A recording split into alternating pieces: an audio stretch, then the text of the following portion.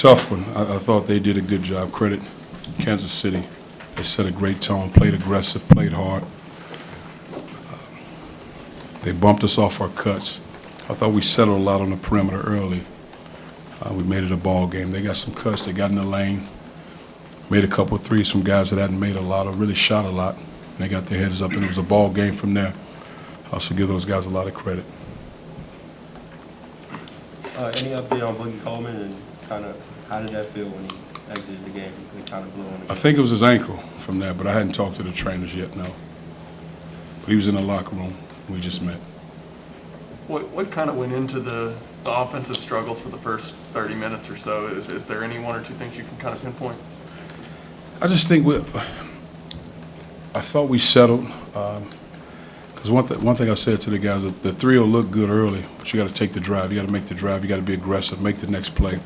I thought we held the ball. A couple of guys held the ball too long in their hands and not utilizing the ball screen from the bigs and attacking from that standpoint, allowing our bigs to roll and making the pass behind. And we just didn't do that. Then all of a sudden we were just playing catch up the whole time. They make a couple shots. Then they had our defense spread out. I think it just started to spiral from there. Coach, what was your message to the players in the locker room? Well, what I said, because I've seen these before, what I said to our guys in our practice yesterday and even earlier today in our shoot-around, respect all and fear none, because it's important that people are trying to beat you. This is not casual basketball. So you respect your opponent because anybody can beat you.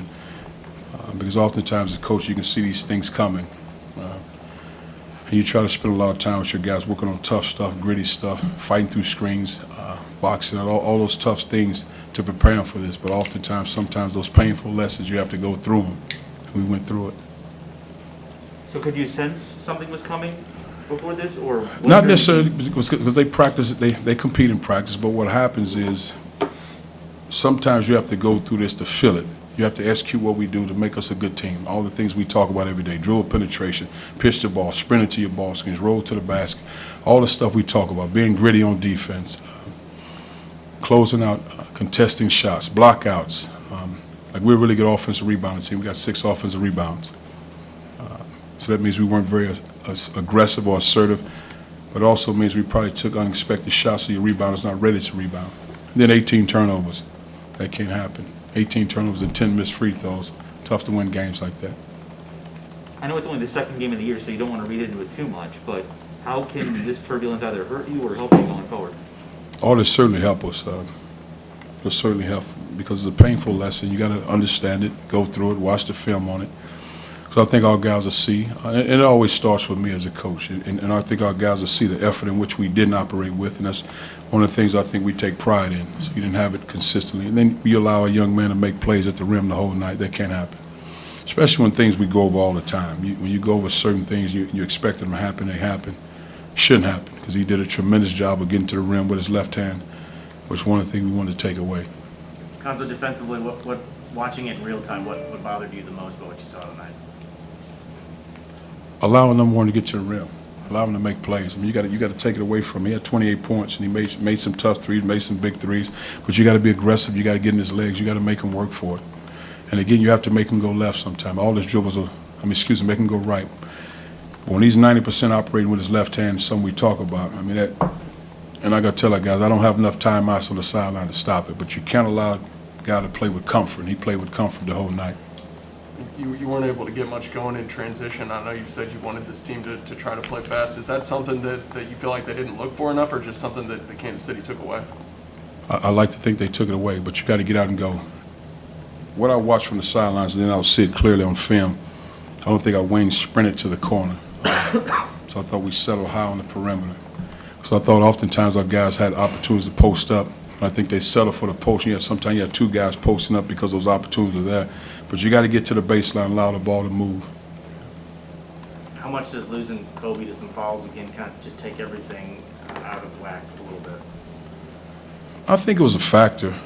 But I think more than that, I think other guys can step up and do some good things, and they didn't do it at the level we expect them to do it. As far as dribble penetrate, we have multiple guys that can dribble penetrate and make plays. We have guys that can make shots. But again, I thought we settled on the perimeter. And then when they started to make shots and make plays, I thought we weren't as aggressive. Was there any thought to putting him back in the first half No, to pick up the second? no, because not at all, because I felt like down the stretch you would need him, yes. How do you make sure that a loss like this doesn't affect you the rest of the season? Oh, it's business. You work on the things, the basic things, your closeouts, your defensive principles, offensive execution. Because again, I think we have intelligent young men. They understand when they watch this on film, they'll be able to see the things that we didn't do. And then again, 18 turnovers, 10 missed free throws. That's tough. It's tough to win games like that. Do you think the turnovers came from UMKC's defense, or did they come from you guys? Just Oh, well, you have to give them credit. You have to give them credit.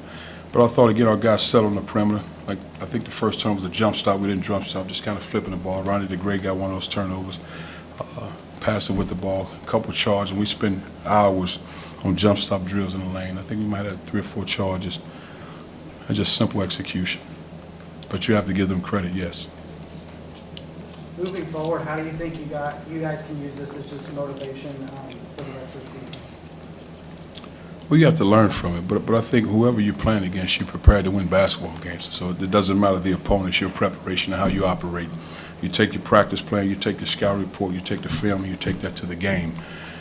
And do what we do, because oftentimes, and this is a case of showing you, when we don't execute at the level we need to execute, this is the result of it.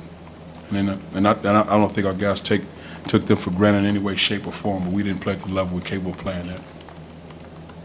One more question? Coach, you mentioned Evan Gilliard's 28, Jermaine Jackson had 19 last game. How did, with the personnel you have going into this year, it felt like, guard defense would be your last problem. Yes. Kind of what's wrong with you? I think it's pride. I just think it's personal pride, and those are the things we talk about in practice: individual pride and guarding the ball, one-on-one defense.